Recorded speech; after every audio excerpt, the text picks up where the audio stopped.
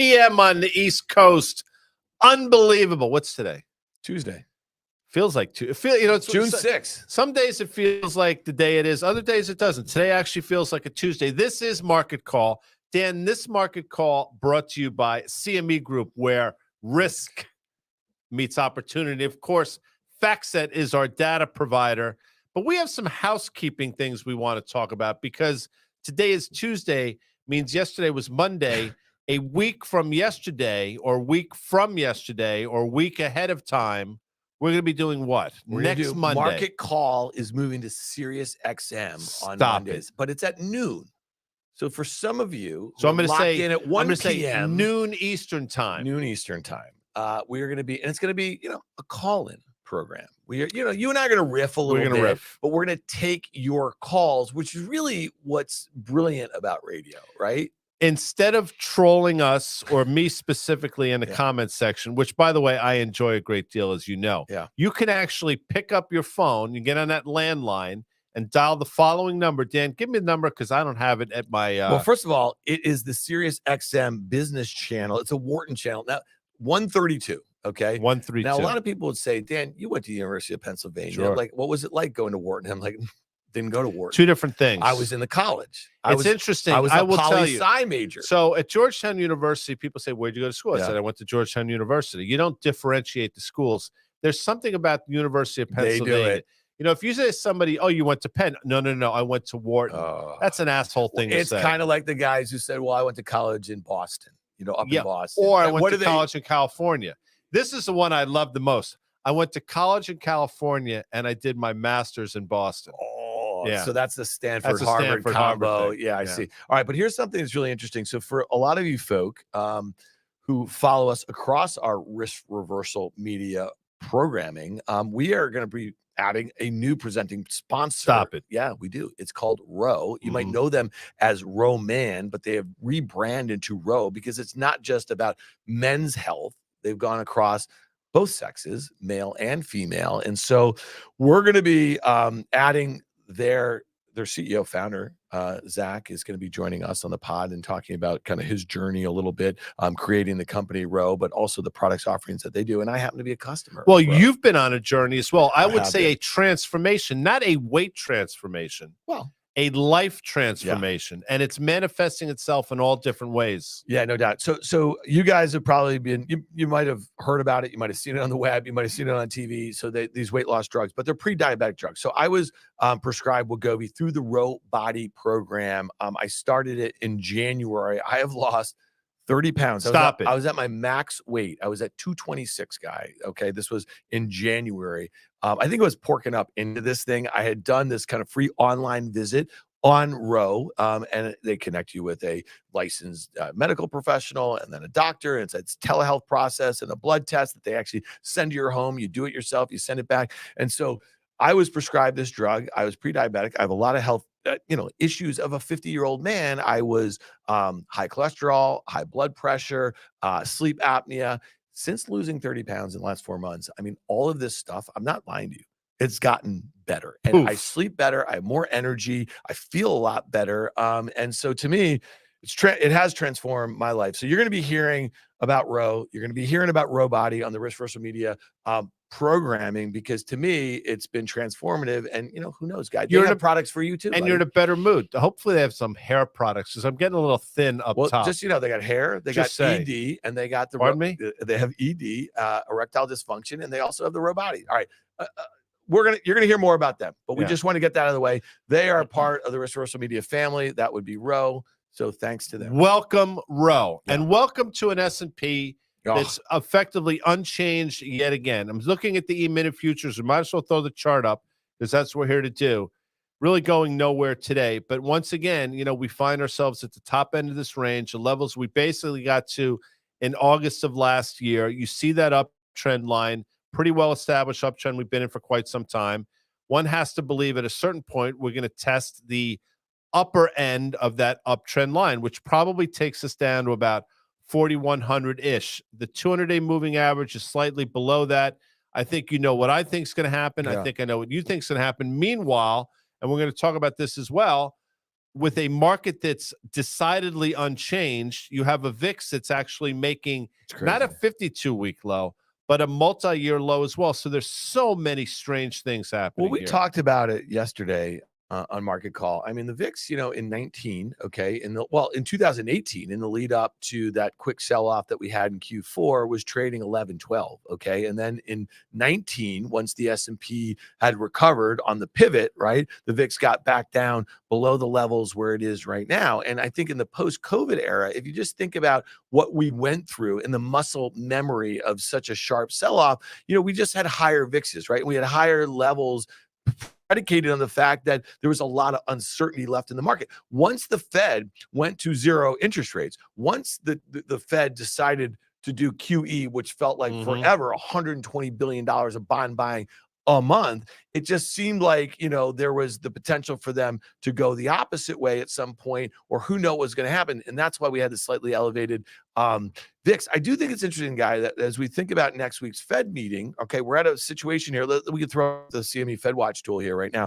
I think this thing was as high as 55, 60% probability of a 25 basis point hike at this meeting. That was just a few weeks ago. Now you see that's been cut in half here. So what the VIX at 1430 is telling me is that a lot of investors think that the Fed is really, really close to done. And then they're also not particularly worried about the lag effects of a 5% Fed funds on the economy, because otherwise we would be in the mid to high teens. I agree with that. I happen to think they're probably done. I don't even know if it makes a difference if they go 25 basis points or not.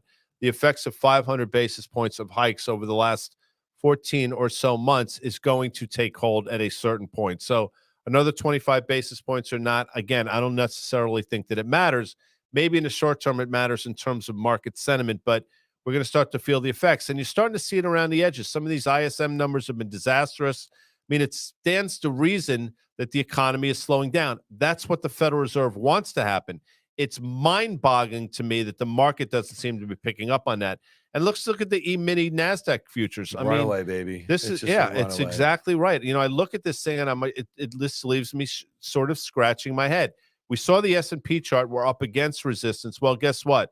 The NASDAQ tells a much different story, and that's basically predicated on the names we talk about all the time. Well, let's do two things. So yesterday, if Stephen can pull up Apple, Stephen, by the way, doing yeoman's work. He's doing a great job. As our whole team is. Jacob was up here in New York all last week. Jacob. Jacob was great. Amanda Diaz refreshed AD, off of I a call little her.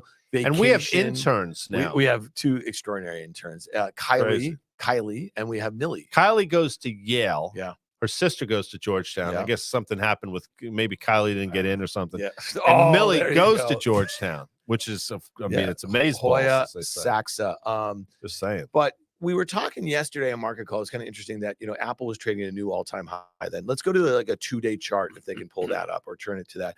And, I said to Carter, you remember I said, Apple would have these about faces and they would rally into the middle of the show yesterday. The WWDC. And it felt like, there were no cares in the world for this thing. And it did do that, which is good that there is some, gravity still exists to some degree in the market. So let's keep an eye on Apple. Maybe if they can shorten this one up and give me like a year-to-date chart really quickly here, because you just saw what looked like a double top going back.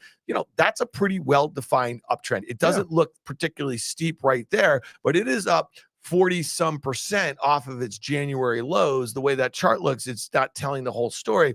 But draw that line in your own head and keep an eye on that, because if it were ever to breach that, here's another one, Guy. If they can pull up a 1-year chart of NVIDIA, and this is one that's down 2% today, I think these are really important to keep an eye on, because these are huge sentiment leaders. We know a lot of money has moved into these sorts of names here. And I just want to, if the S&P is ever going to kind of maybe come back to its trend line, NVIDIA would need to try to fill in that gap, in my opinion. Okay. Does that make sense, Guy? Yeah. And then Apple would need to come back to that uptrend. And those are just some of the things we want to point out. You're going to get the S&P futures back towards certain levels that seem to be a little fear back in the market, which might also constitute a 17 or 18 or 19 VIX. You're going to need those names to lead to the downside. So you see that NVIDIA chart. I want you to visualize that. Now go to the longer term Apple chart. So I said yesterday, I think on the show, that was December of 2021. I guess it was early January of 2021 where Apple made its prior all-time high. But you look at that chart and you're saying to yourself, whoa, Whoa, Nelly. Remember that whole thing? Yeah. And remember that Saturday football thing? Yeah. Potential for a little bit of Keith a double Jackson. top here. It was Sure, Keith it was Keith Jackson. Jackson. Now, visualize that. Now, go to the NVIDIA chart there, Stephen, because what we have the potential for, and it still sets up, is what we call in the business an island reversal. You have that island to the upside, the shorter term one that you showed me before, Stephen, where you actually can see the island and you can see what potentially could happen. So you have that breakaway gap to the upside. We've been effectively trading sideways for 6 or 7 trading sessions. If in fact this stock were to gap open lower at a certain point over the next week or so, that sets up for an extraordinarily powerful technical signal, which we call in the business an island reversal. So just keep an eye on that because it's certainly setting potential to set up that way. All right. Nathan. So here, let's pull up the NASDAQ futures chart. Let's put up a short-term chart. Let's pull up like a 2-month chart if they could do that, because I just want to show, and then I want to go back to that 1-year chart, right? So that prior high from August was 13,750. Let's just call it. Okay. And if you look at that, I think if you wanted to play, if you think that some of the big leaders, this is Apple, this is NVIDIA, this is Microsoft that's down on the day today, Google is still up, Amazon's still up. If you think they're going to take a breather, okay, then that NASDAQ future, that NASDAQ 100 future, the E-minis is going to check back, I think, to 13,750. So what I would do right here, if I was going to short this thing at 14,538 or something like that, okay, and look to play for a move down about, 750 points or so, I'm going to stop this right above yesterday's high. Yesterday's high was about what? I'm looking at this here. 14,695 or something like that, right? Which so probably coincided with Apple top ticking on the day as well. Does that make sense as a trader? 100%, if you're looking at, because that's what you're looking at. You're looking at that reversal in Apple, and then you're sort of saying, all right, I'm going to correlate this to the NASDAQ futures, and I'm going to trade against both. So you're either stopping out against a new high in Apple or effectively that new recent high in the NASDAQ. So yes. So that's how I'd be thinking about trading that. All right, let's look at yields here. We just looked at the CME Fed Fund tracker here, and we know that the all important June meeting here. I love is that. It a pause? It's always an all important. Is it one and done? Is it a skip? Is it a? I mean, listen. I think that unemployment data, we talked about it with Liz on Monday. That would be yesterday. You and I talked about it yesterday on Market Call a little bit. I think it was a little confusing because some of the data suggests that the jobs picture is weakening a little bit. That unemployment rate went to 3.7% from 3.4, which was a 70-year low. But the number, the headline number at 339 was big, and the revisions are big. So listen, dude, here's the thing, and I think this is important for our listeners to think about. Is like, I got to a point in the lead up to the debt ceiling thing. I always thought they were going to get it resolved. Okay. I didn't want to see worst case scenarios because it would help my bearish view of the stock market. I am very hopeful that the economy here in the US stays together. I don't want lots of Americans. You say this all the time. A lot of Americans are underemployed, right? Like we know that despite 3.5 or whatever the hell it is, unemployment rate, I don't want to see it go up dramatically because you don't want to see an economy hurt a lot of people. We don't want to see it. But at the end of the day, the markets are not the economy. We talk about this all the time. And the market's not pricing any fear of the probability of something happening. And they didn't even price it in the debt ceiling. They're not pricing it right now as far as slower economic data. And that's what bothers me. Not that I want to see some sort of economic calamity. I do not. 4,300 S&P is pricing in a soft landing, 100%. Yeah. It's pricing in unemployment not ticking much higher than 4.1, 4.2%. GDP probably hovering around 2.1% or so. Inflation maybe continuing to come lower in the form of 4.9 down to 4.5 type of thing. It's not going to happen. I mean, I'm just telling you right now, something along the way is going to break. And I'll say it, I was wrong in terms of how long the lag effect would need to take hold.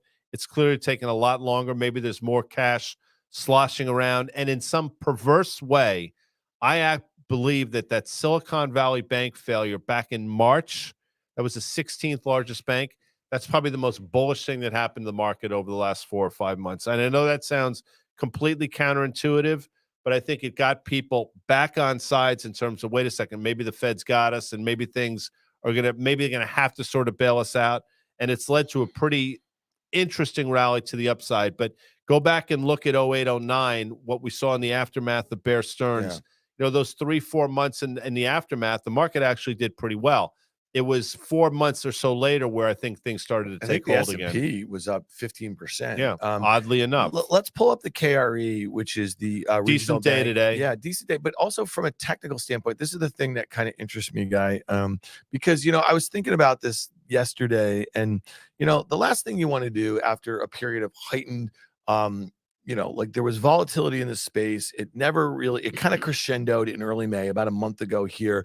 But technically, it seems like it's trying to bottom here. I feel like the fundamental issues that took down some of those banks probably haven't changed a whole heck of a lot, other than when we know what the powers that be, which is the government, the FDIC, the Treasury, the Fed, all that sort of stuff. We know what they're prepared to do now, and it's different. The size of the problem is not going to bubble up like it was in 2008. We're not going to have major money. It's not a leverage problem. Right. We've said that all along. So my question to you is, look at this right here. And you would agree with me. It's trying to bottom. Huge volume days in early May and everything like that. What do you do with this right here? Do you try to wait and see how far extended it can get, and then you say, okay, the problems aren't done. We're probably only in the third or fourth. It's interesting. If you go back and remember, Facebook had that huge. Now, obviously, Facebook has rallied historically but Facebook had that huge downdraft, and then over a period of time, it looked like it was going to bottom, only to have that second downdraft. I'm not comparing Facebook with the banks, but in terms of the technical setup, it looks remarkably like we saw, I don't know, a year and a half ago or so. I think we're just headed sideways again, my opinion. Yes, we've bounced a little bit here, but until the next sort of shoe drops. And there are a lot of people a lot smarter than I am that think the same thing's going to happen. There is another shoe to fall in this whole thing. And very quietly, the problems that these banks face was duration risk. Well, the bond market is still manifesting itself in a way that a lot of these banks are probably not set up for. And we've talked about it with Liz Young. 2s, 10s are widening out yet again. And I don't know where they're headed this time. 82 bips. 82 so basis points. We got to about 43 basis points, I think, at its low. Yeah. And now we're back to 82. At our zenith, I think we went to 110 basis points of inversion. So think about that move over the last 6 or 7 months. So let's talk about that. So, all right, you ready for this? We were at 110 inverted on March 8th. Yeah. Okay. So that's basically 3 months. All right. And what happened on March 8th, we know it was that weekend that we were heading into, which banks were going to fail, this and that, whatever. So the fact that the 210 spread guy is moving back to that wides as far as inverted. Okay, so we're 20 basis points away or whatever the hell we are, or 30-ish or something like that. When you think about what does it mean? Okay, so the 2-year is anchored to the Fed funds, which is about 5%. Okay, ish. You know what I mean? I mean, it's still below that, right? So if we look at the 2-year, we have it at 4.52, and then we have the 10-year at 3.70. So your point about the duration risk, the mark-to-market held to maturity securities that a lot of these banks hold, if they were to see, okay, so they're buying longer dated treasuries and the bonds went down in value, they had losses here. How does it play out? Because if yields, okay, go lower on the 10-year, which probably should happen, and we're going to pull up a 10-year chart if we could, but it doesn't. What happens? It probably means they're going to get themselves into. They're going to have the same mistakes yet again, is my sense. And historically, a widening of the yield curve, a steep, a 2s, 10s as inverted as it is, it's not a bullish signal. And obviously it wasn't bullish that in March. It came back, but as Liz Young says, it's not the inversion, it's the re-steepening and then the subsequent inversion that's going to scare people. And it's happening right before our very eyes. So the banks are not set up for this. So what do I think is happening? Well, the economy's slowing, and that manifests itself in 10-year yields going lower. Inflation is clearly still a problem. That manifests itself in a very sticky 2-year. And that's what we're seeing right before our eyes here. Yeah. Let's hit crude, because yesterday at this time, we were talking about that OPEC plus meeting. We're talking the unilateral supply cut, production cut by the Saudis. We had Halima Croft from RBC on the CNBC Fast Money last night, who's also been a guest on multiple occasions on our On the Tape podcast that Guy and I host with Liz Young on Mondays and Danny Moses on Fridays. So follow it in your favorite podcast. I have my favorite podcast. I'm not going to tell. Stitcher? I like the Stitcher. I like the Zillow application too to get my podcast. Really? That's for that's for. Oh, I got to tell a story. We're gonna have a few extra minutes at the end of this. That's not a thing. No. I got to tell a story at the end of this thing. All right. So tell it now. Yeah. So last night I went and saw this mentalist. Pardon me? Yeah. No, I know a lot of people call you mental, like you're completely mental. Oh, like people that can see the future and like they mind. Oz Perlman, Pearlman. CNBC had him on the stock draft. Yes, and they also had him. So I first saw him. He was on Squawk and Friends with Sure. Becky Quick and ARS. ARS. I love Sorkin and that other guy, Joe Kernan. Right. And supposedly he's gone on a bunch. And Becky Quick has been super skeptical of his thing. Okay. He did a thing with her last night. This was months ago. If you Google it, and maybe Jacob can find it, put it in the show notes or put it in whatever. He did this thing with her, and she's a skeptic. Okay. And she said, does anyone know your PIN number to your bank card? And she said, nobody knows it. Not even your husband. Not even your husband. He guessed it. Now, he didn't guess it on air. He wrote it down for her, and she was floored. I saw him do this stuff again and again in a room of 100 people last night. Okay, listen what he did with me. Maybe he should do market call. We're going to bring him on. He's never met me. Okay. He had me stand up in front of 100 people. He said, I want you to think about a pet. A pet that you've had. He goes, how many pets have you had in your lifetime? I said 6 or 7. He goes, I want you to think about one of them. I said, great. He goes, is it a dog? I said, yes. He's like, all right, I had a 50-50 shot there. You know what I mean? Dog or cat, that sort of thing. All right. And he said, I want you to think about how many letters is in that dog's name. Okay. I counted like that, like you just did. And he goes, is it 6? I said, yes. He goes, I want you to choose one letter in the dog's name. He goes, is it a G? I said, yes. He said Dodger. He said Dodger. It's crazy. I was floored in front of 100 people. How does that happen? I don't know. So you guys got to look this guy up. Oz Perlman. I got his number. I got his digits. Interesting because he spells his name Oz. Oz. And I'd call him Oz. Yeah. But he would have known that I would say that. You know he what's would so have funny corrected about me this before too? that. This is so funny. He would have said, before you call me Oz, because I know you're about to do that, I'm Oz. You know what's so funny? There are some people who just are not in on it. They paid the money to go see. He gets them up. He's trying to get them, and they are just jackasses. I mean, they're trying to mess him up. All right. But that was my little story. That just kind of freaked me out. Get that guy's ass. Maybe he can tell me what's going to happen in the gold market. It's him or Chat GPT. Like those two things are probably going to do better than Dan and Guy in the markets. Don't you think so? Well, maybe Oz. All right. Let's look at crude oil. Let's look at crude. All right. So we were saying a day ago, we were talking about crude. We were talking about that unilateral cut. Halima Croft. I don't know how we got how do we get you there? said Halima Croft. And then you said you can get it in your favorite podcast store. I got completely and then I said mine is Zillow. And you looked at me like I was nuts. And then for some reason Zillow triggered this whole Oz thing. He would have known that, by the way. True that. Anyway, continue on crude oil because I do think it's going higher. Maybe we could pull up a chart here. All right, we do have a chart. And I'm just pushing back here. What would possibly be the impetus for this right now? Because it can't get out of its own way, and it had that huge rally. So what was that rally? Can't get out of its own way. I agree with you, March? by the way. The technicals. I mean, the chart looks horrible. It looks awful in terms of this downtrend. If you look at the bottoms, we didn't get down to the lows we saw in May. Yeah. We're bouncing to the trend line. I still think there's going to be continued rhetoric out of OPEC. I think if this cut doesn't work in terms of price, they're going to do it again. They're going to do whatever they need to do to get the price higher. And also, by the way, I've said it 100 times, despite the fact that global economies seem to be slowing, there's still a huge supply-demand imbalance. And Halima probably talked about it. No, she did the same thing. So, I mean, it's out there. And by the way, and I'm not comparing it again, but real quick, look at what home builders are doing today. Yeah. Pulte Homes, all-time high. Toll Brothers, all-time high. It's got nothing to do necessarily with the economic landscape.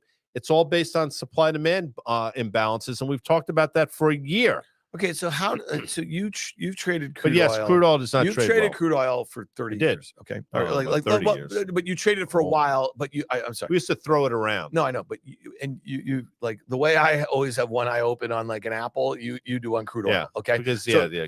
So that's what I'm a commodity geek. So my question to you is that how does an oversupply, weak demand situation, like how does it repair itself? It's not. See, that's the thing. It's not an oversupply right now. I mean, it's not necessarily. Why are they cutting supply? Oh, because they want the price higher. Right, but that's all it is. But supply demand dynamics. I mean, if there's more demand, then you're going to see. But I'm just saying it's just a weird conundrum, I guess. And the price action is listen, we went through a year and a half where if you tried to short this thing, it was a widowmaker. Yeah. You know what I mean? And now it feels like every time you try to buy it, it gets rejected at resistance, Listen, the underlying stocks haven't traded well. I'll say this: OIH is still in a bit of an uptrend since 2020.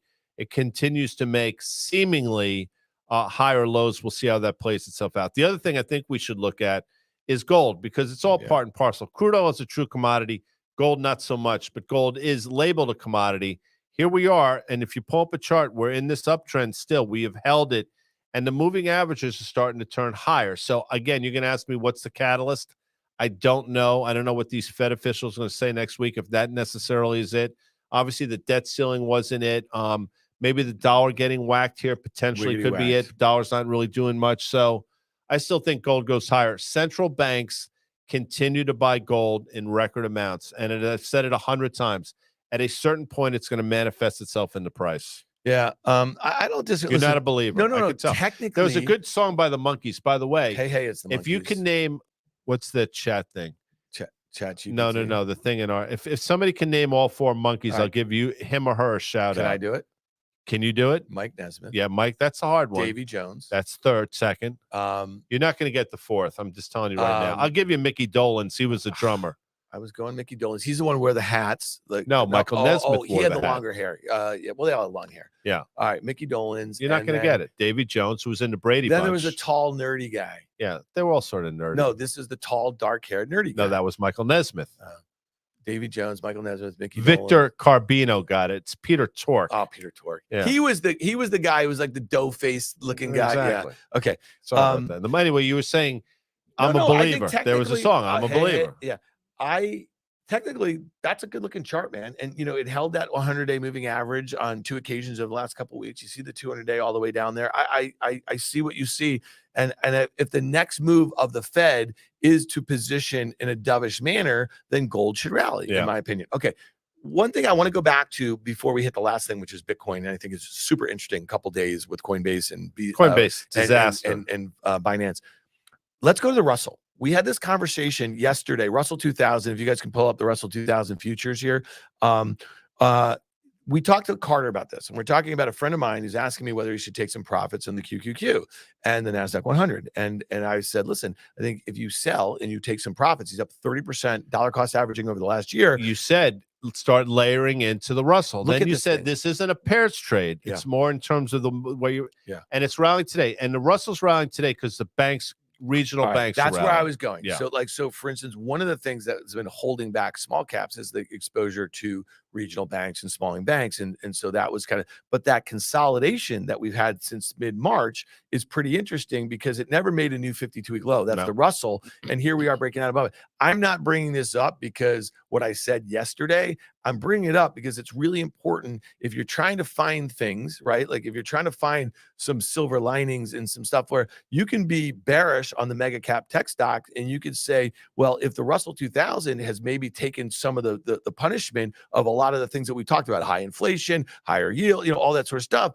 then maybe it is setting up for something that you want a dollar cost average in. Because when I look at this chart, I look at that 1650 level guy, and I'd say if you wanted to start dollar cost averaging, when it gets back to 1750, there's not too much room to the down, unless we had like an economic calamity. It's a regional bank. Right now, the Russell's an overlay of the regional banks. So if you think there's going to be another leg low in the regional banks, you're I think you're getting out of the Russell here. It's really comes down to what you think. It is an important day to keep an eye on, because if we do have another leg lower in the regionals, at some point, this could be a place to go to once it gets washed out. You mentioned silver linings. Did you like the movie? And I mentioned this because I love Brad Cooper, who happens to have gone to Georgetown University as well. Did you like Silver Linings Playbook? J-Law, Robert De Niro. Yeah, I did. It was quirky.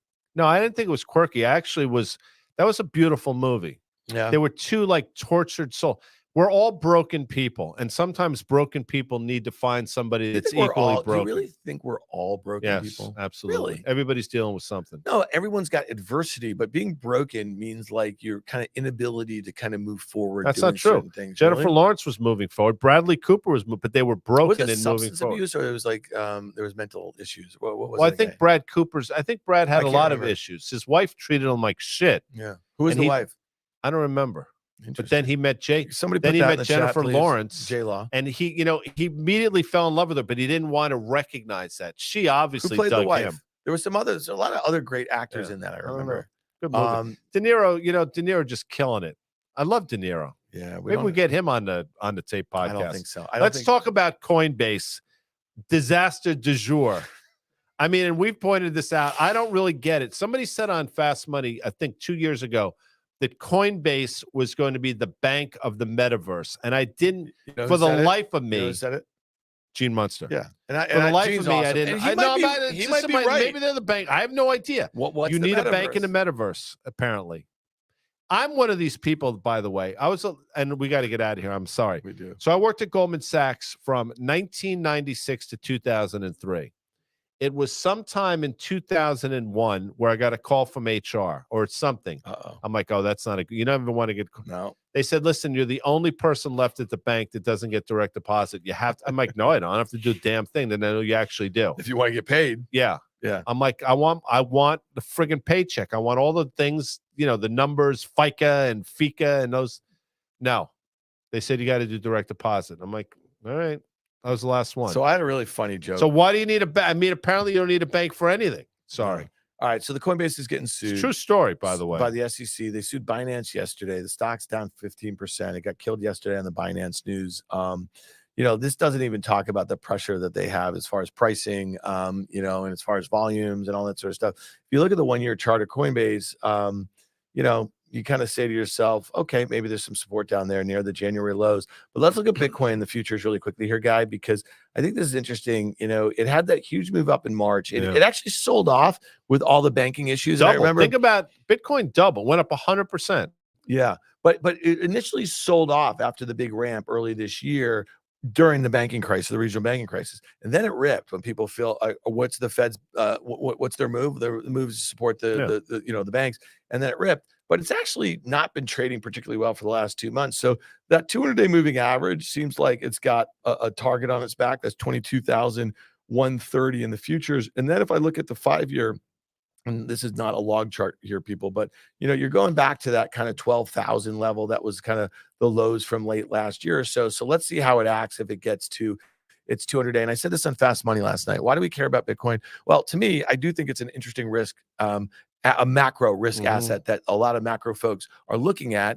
It's also, a $500 billion market cap when you think about it. So, Meta that you just mentioned as a $700 billion market cap, put Ethereum and Bitcoin together and you get a Meta's market cap. I think you have to look at it. I think, you know what I mean? It's got to be one of those things that is on your main fact sheet page, because at the end of the day, people are trading it and they might be expressing macro views using it. I like what you did there. You very well done. I want to remind people that next Monday. Oh, yeah. What day is that? That's the 12th? The 12th. Monday, June 12th. June 12th. Yes. 12 o'clock noon. For all you Geminis out there. So right now we're in peak Gemini season. So if that means, if you think about it, if one person listens, it's a Gemini, we double our audience by definition, because all you Geminis out there are psycho, number one. Number two, Monday at noon, call in. So if you forget the number, apparently it's 844 Wharton. They're just trolling me. Now, the problem with that is a lot of people don't know how to spell Wharton. I will tell you there's an H in it. So it's WHARTON.